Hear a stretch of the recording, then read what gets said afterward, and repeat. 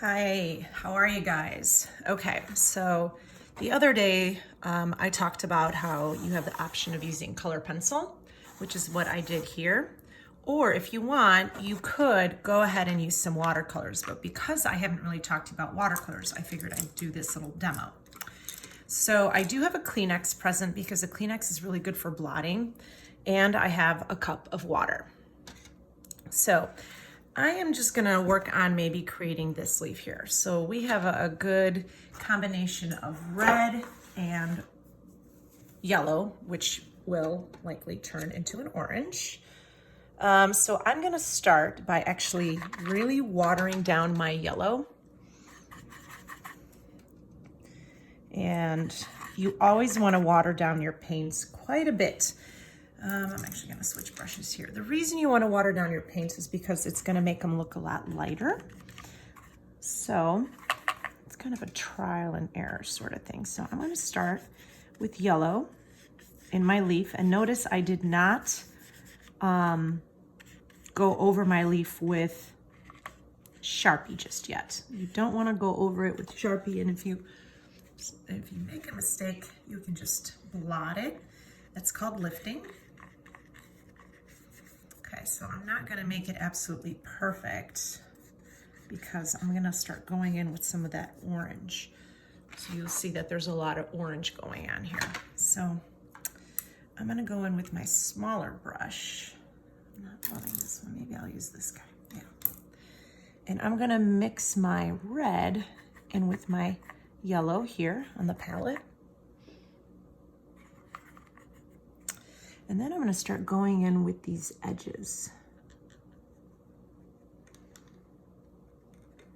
And because my paper's already wet, you're kind of noticing how that orange is blending into the yellow. And it's kind of naturally happening.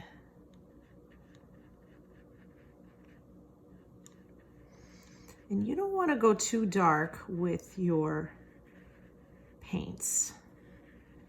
You could eventually, I'm gonna go back in with the yellow just a little bit more. So you could eventually build layers, but you always wanna keep your watercolors relatively light. So you'll see that, okay, these are kind of blending into each other because this whole paper is wet. Okay, now I'm gonna add some more orange to it.